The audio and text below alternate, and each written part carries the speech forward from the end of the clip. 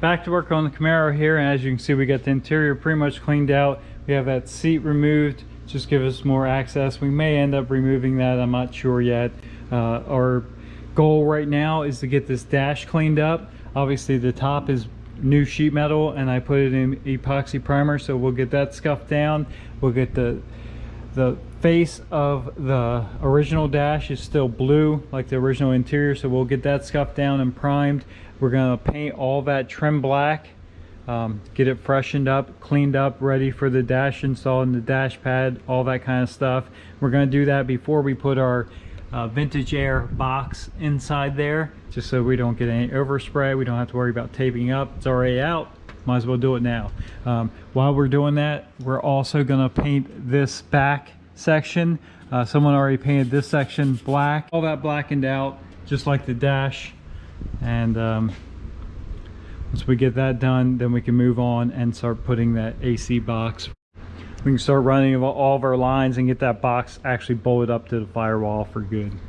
We got this all prepped up, scuffed down. Dash same way, we got it taped up a little bit. We're not going to go crazy. We don't get a ton of overspray doing this. So first step is going to be shoot it with some etching primer. We don't want to go just a nice fine mist. We don't want to put an extreme amount on there. This old trim paint that they used was lacquer. If you put it on too thick, you can have reactions. So we'll get a layer of this on and probably put 2 or 3 coats of the primer in light coats, and then we'll move on to trim black. We're looking good with the etching primer. It all seems to look good, no reactions that I can see anywhere. So now we're going to move on to the trim black. This is kind of the factory look.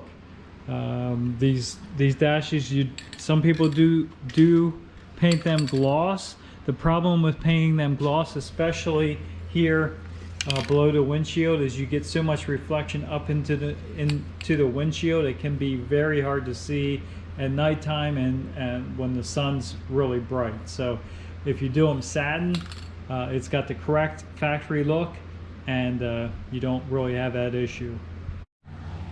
Got that all trimmed black. It looks really good. Came out nice.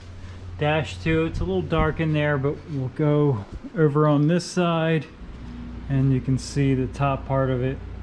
Nice, clean, fresh look. Again, it looks really good, and we're getting ready to start reassembling the dash. And first step is, you can see it over there, our vintage air box. We're going to get positioned in there. First thing is we need to mark and drill a hole right here for our drain, for our evaporator drain. As the air conditioning works, it needs a place to drain outside. That's why you always see the puddle of water under your car when you're running your air. So we put that over here. They really wanted it kind of right here, so you can see we're 4 inches over. But the problem is our header on our big block comes right through there, and I didn't want it to drain right on, because that would make a constant hissing noise, because you're constantly dripping water on a hot header. So we moved it over a little bit. No big deal. It's just a rubber hose. We have it pushed down through. It'll come in and just bend. It'll connect to the box like right about here. We got that done. You drill your holes out in your firewall a little bit bigger. It tells you what size to drill them. 1964 it's saying. And the next step we did, if you can see up in there right here, it's our vents for our defrost. So there's a driver's and a passenger. You drill one hole, put this in here, line it up with the opening, mark and drill one hole. One screw holds them in place. So we're good to go with that.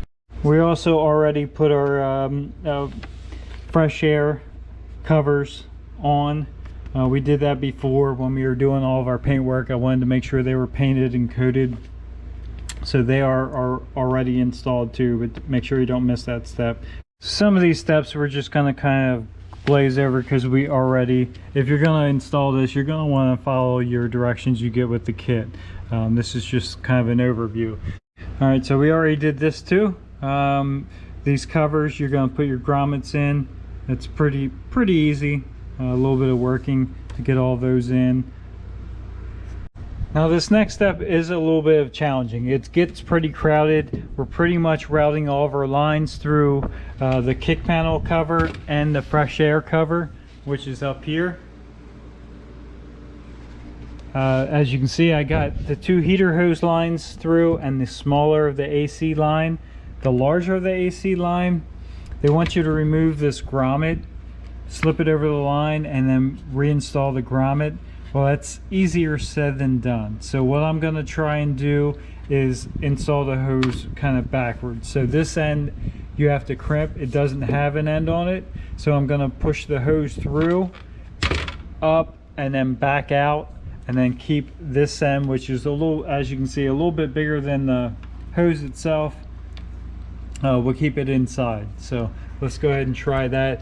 But like I said, it's a little bit of a challenge. It kind of does a zigzag down through there, and it gets a little crowded up in there. So all right, so that actually worked pretty well. Obviously lubricating these hoses, the larger hoses make them much easier to push through these smaller grommets. And with all of our wires run through the harness, it gives you the instructions. The directions tell you which wires to run through. They're a little bit confusing at first. Make sure you have all of your harnesses laid out. There are 2 harnesses. There's a main one, and then there's a small sub one that goes to your heater control valve. That's the only thing that really hung me up a little bit, but we got it figured out. All right, now for the fun part. We actually have the box laid under the dash here, and we're going to start hooking up lines.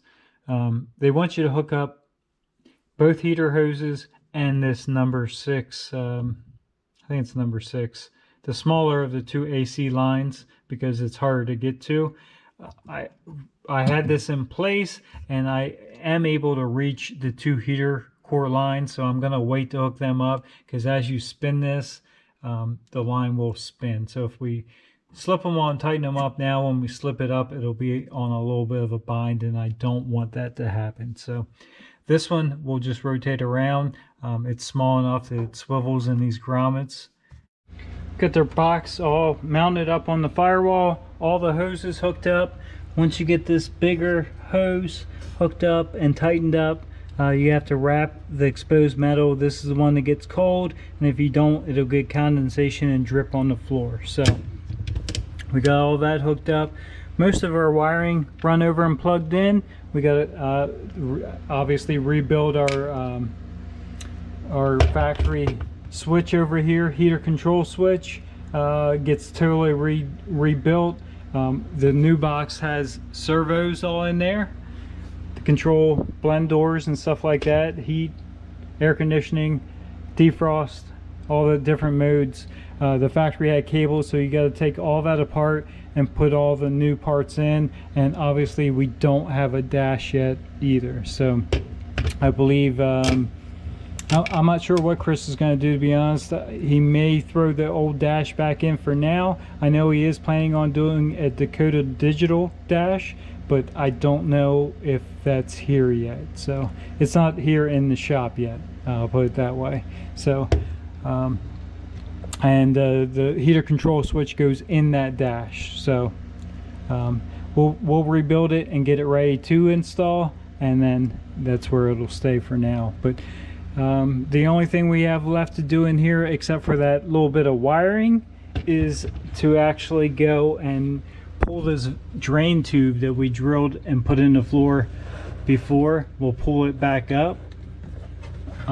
There's right here, there is a drain fitting, so we'll pull that back this way a little bit.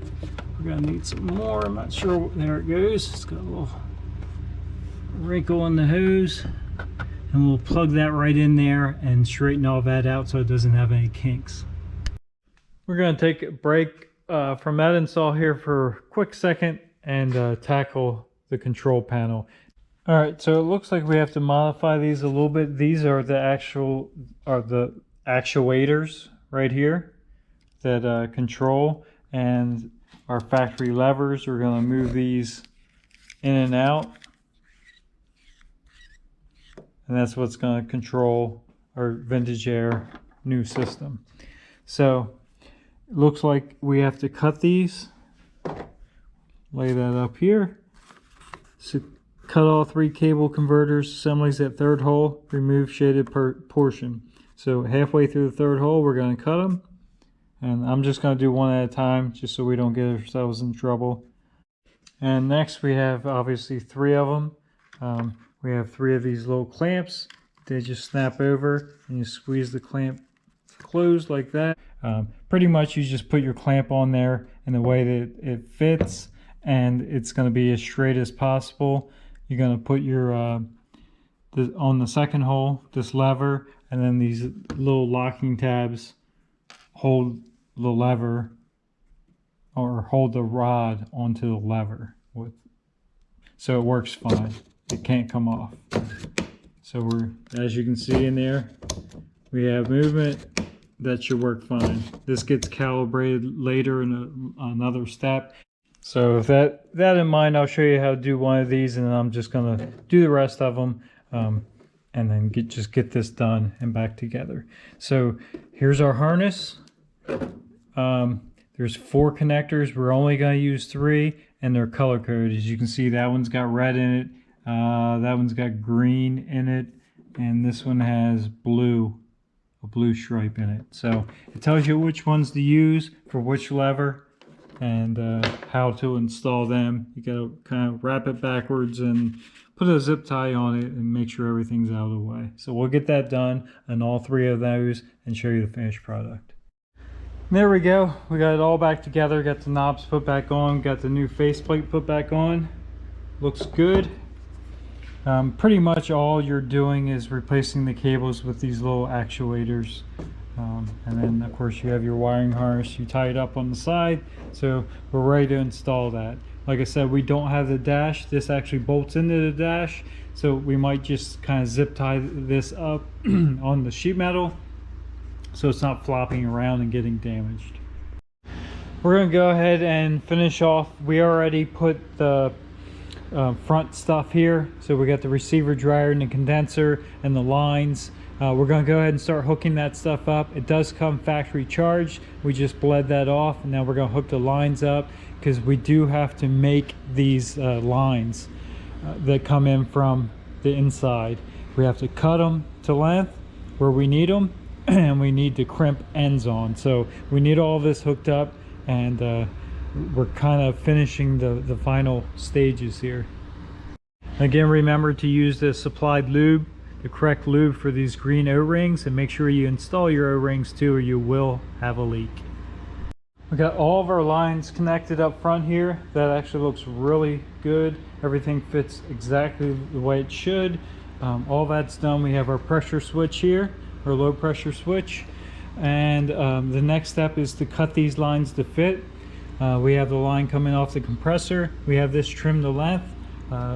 That should be nice. We can attach that there to the inner fender before we put the fender on. Comes around, battery sits here, so that's kind of all nice and neat. We did mark it, so we'll pull that off, and we do have to crimp that, and it takes a special tool to crimp them. Let me get it set up and I'll show you. So here is our crimping tool. It's got different dies you put in for different size hoses. Obviously it's hydraulic. You can do it right here. We actually got this one crimped already, got it reinstalled. Now it's time to do, I think we got 2 more. So we have the one off the compressor, the 8 size, and that comes down to right here. And then we have out of this front system to the 6.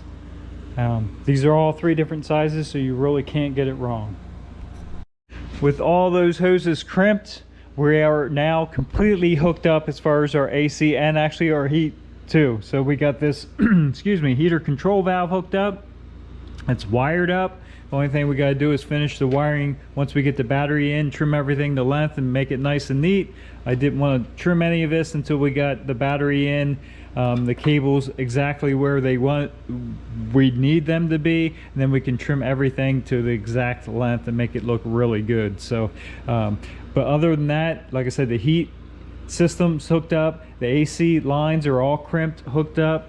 All this is hooked up. We have the wiring hooked up to the low pressure switch. Everything's complete, hooked up on the vintage air system. We even got on the inside here, we do have the vents. All the hoses run for the vents. Again, we don't have that carrier yet. We do have kind of a surprise coming for that. It's part of it's here, part of it's coming. Stay tuned for that.